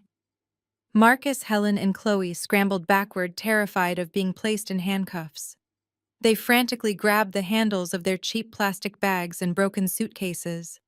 They dragged their pathetic belongings toward the main street, forced to walk all the way down the massive driveway on foot. I stood completely still beside my beautiful black Porsche, watching them struggle against the freezing winter wind. I did not feel a single drop of sadness. I watched the heavy wrought iron gates slowly begin to close behind them, sealing them out of my kingdom forever. The heavy wrought iron gates were slowly beginning to close, sealing them out of my kingdom forever, when Chloe suddenly dropped her broken plastic suitcase on the freezing pavement. She turned around and rushed frantically back toward the property line, placing her hands on the cold metal bars just before they could latch shut. The security sensors detected her presence, and the massive gates groaned to a temporary halt. I stood perfectly still next to my black Porsche, watching her. She looked completely unrecognizable. The flawless golden child who used to mock my conservative business suits was gone. She was wearing cheap off-brand sweatpants and a bulky faded jacket that she had clearly dug out of a donation bin. Her signature blonde highlights were growing out, revealing dark, unkempt roots. Her skin was pale and her eyes were hollow, completely stripped of her arrogant, rich wife persona. She did not have her diamond earrings or her platinum credit cards to hide behind anymore. She was just a broken, exhausted woman facing the terrifying reality of complete poverty. "Maya, wait," she called out, her voice trembling and weak. I took a few slow steps toward the gate, stopping just a few feet away from her. Marcus and Helen watched from the sidewalk, too exhausted and defeated to intervene. Chloe gripped the iron bars, her knuckles turning white in the freezing cold. "I know you hate me," she whispered, tears brimming in her deeply sunken eyes. "I know I was horrible to you. I know I deserve everything that is happening right now. But we have absolutely nothing left, Maya. Dad needs his medication and Mom does not even know how to use a public bus. We spent our very last $10 on a cab ride to the courthouse yesterday." She took a ragged breath, her pride completely shattered. "I am not asking for $1 million, she pleaded, her voice cracking. "I am not asking you to let us move back into the house. I just need a few $100s. Just enough to buy some basic groceries and keep the heat on in our new apartment for the week. Please, Maya. I am starving. I am terrified. Just alone. I swear I will figure out a way to pay you back." I looked at the sister who had violently bullied me for over 3 decades. I remembered the countless times she had intentionally humiliated me in front of her wealthy friends. I remembered the Christmas dinner where she laughed in my face and told me I belonged at a basic desk job. I remembered the physical slap in my conference room when she viciously defended the white con artist who was actively stealing our family wealth. She expected me to feel pity. She expected the deeply ingrained family obligation to suddenly override years of severe emotional abuse. I did not feel a single ounce of sympathy. I looked directly into her desperate, crying eyes. "You have hands, Chloe," I said, my voice perfectly calm and devoid of any emotion. "You have 2 perfectly capable hands and 2 working legs. You can go down to the local grocery store and fill out a job application just like everyone else. You can stand on your feet for 8 hours a day and bag groceries to pay for your father's medication." She stared at me, completely stunned by my cold refusal. "But I do not know how to do that," she whimpered, shaking her head helplessly. "I have never had a real job. I do not have a resume. Nobody is going to hire me looking like this." I leaned slightly closer to the iron bars. "Then you better learn very quickly," I replied sharply. "The real world does not care about your blonde highlights, Chloe. The real world does not care that you used to be married to a wealthy finance director. The real world only cares about what you can actually produce. And right now, you produce absolutely nothing. You are a 30-year-old woman who has never worked a single day in her entire life. It is time for you to finally grow up." Chloe let out a pathetic, broken sob, dropping her head against the cold iron bars. She realized I was not going to save her. There was no secret trust fund and no magical bailout coming. I was forcing her to face the brutal consequences of her own horrific life choices. I turned my back on her and began walking slowly toward my luxury sports car. "Maya, please," she screamed, her voice echoing down the empty street. "You cannot just leave us out here to die. We are your family." I reached the driver's side door of my Porsche and pulled a small black remote control from my coat pocket. I did not look back at the people standing on the sidewalk. I pressed a single red button on the remote control. The advanced security sensors immediately overrode the automatic safety pause. The massive, heavy wrought iron gates groaned very loudly as the powerful electric motors re-engaged with a sudden, violent jolt. Chloe shrieked as the heavy metal bars began sliding aggressively toward each other. She had to quickly jump backward onto the concrete to avoid getting her bare fingers completely crushed by the heavy closing mechanism. She stumbled awkwardly onto the freezing wet pavement, landing very hard next to her cheap, broken plastic suitcase. Marcus and Helen scrambled to help her up, their wrinkled faces pale with terror, as the massive gates finally slammed shut with a deafening metallic crash that shook the ground. The heavy steel deadbolts automatically slid into their designated place, locking the entire estate down completely and securely. They were officially and completely locked out of my world forever. I opened my sleek car door, the warm, luxurious interior, welcoming me back instantly.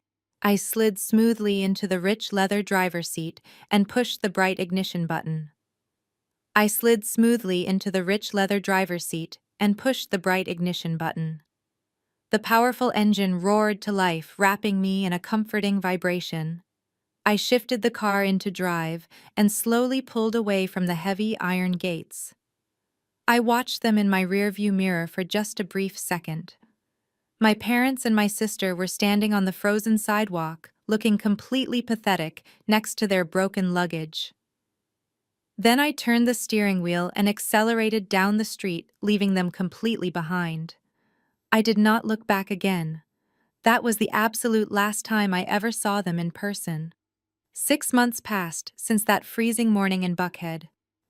The blazing Georgia summer arrived, bringing a fresh wave of heat and a completely new chapter of my life. I was thriving in ways I had never even imagined possible. The massive historic mansion that had served as my childhood prison was completely gone. I kept my promise and hired the most aggressive commercial demolition crew in the entire city. I stood on the sidewalk one warm spring afternoon and watched with immense satisfaction as heavy yellow bulldozers completely leveled the thick brick walls.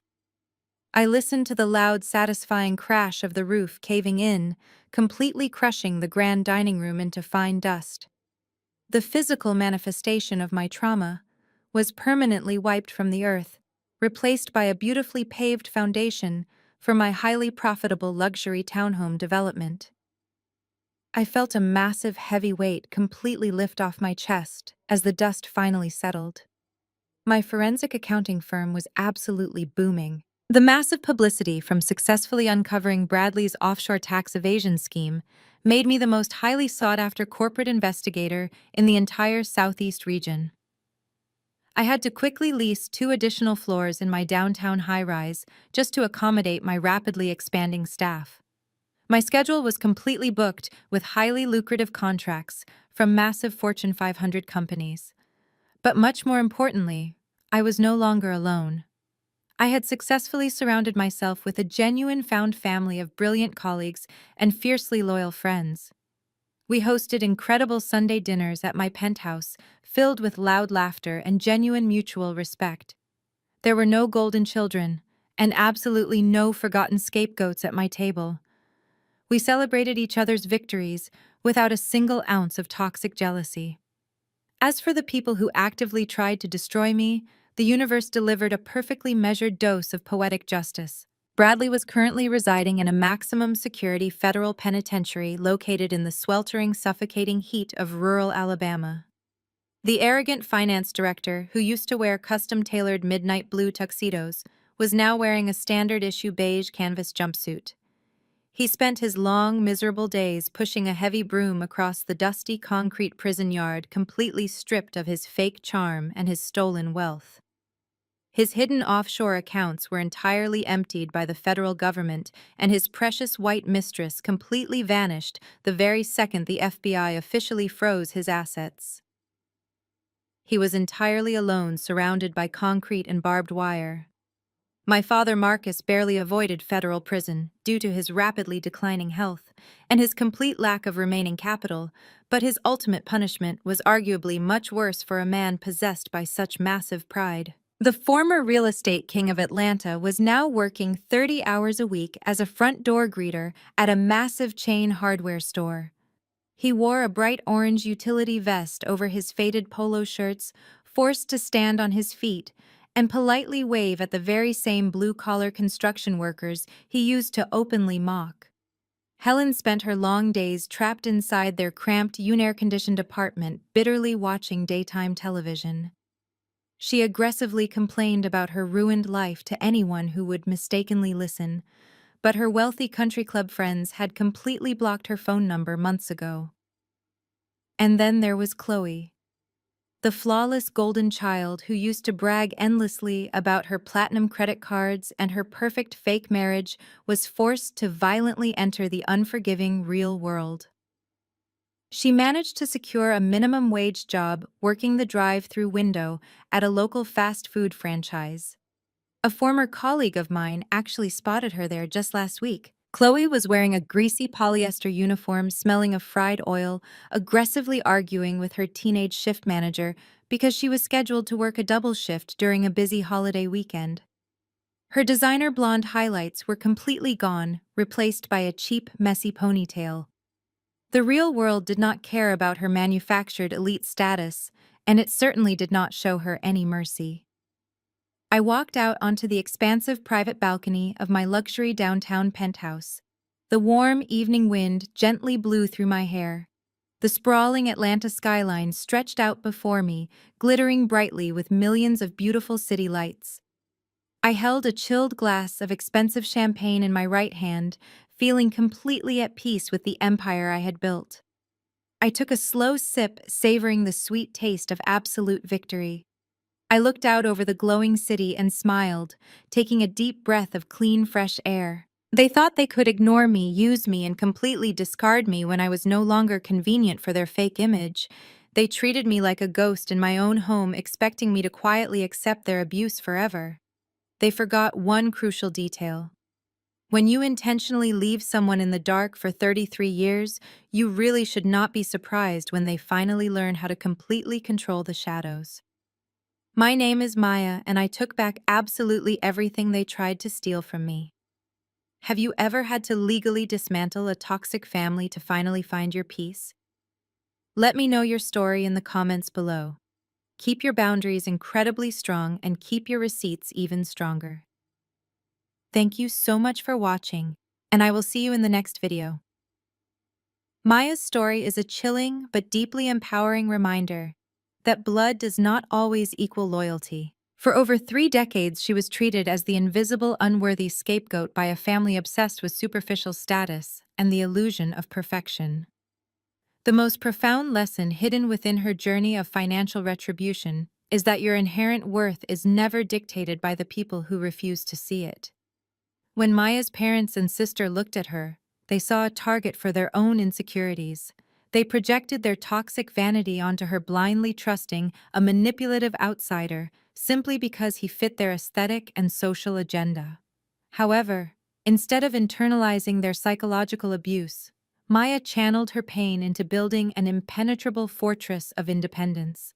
She teaches us a vital truth: we do not have to scream to be heard, nor do we need to beg for a seat at a table where we are fundamentally disrespected. Real power lies in silent, disciplined growth. While her family was busy polishing their fake crowns and drowning in their own deceit, Maya cultivated real skills, real wealth, and ironclad boundaries. She proved that when you stop seeking the approval of those who are committed to misunderstanding you, you reclaim your destiny. Her ultimate victory was not just buying back the physical land of her childhood trauma to bulldoze it. It was the realization that she never needed their validation to be successful in her own right. You are the architect of your own life, and sometimes the absolute healthiest choice is to permanently lock the gate on the people who constantly try to tear your walls down. If you are holding on to toxic relationships that drain your spirit just because of shared biology, I urge you to take back your power, set firm boundaries today, and start building your own peaceful empire.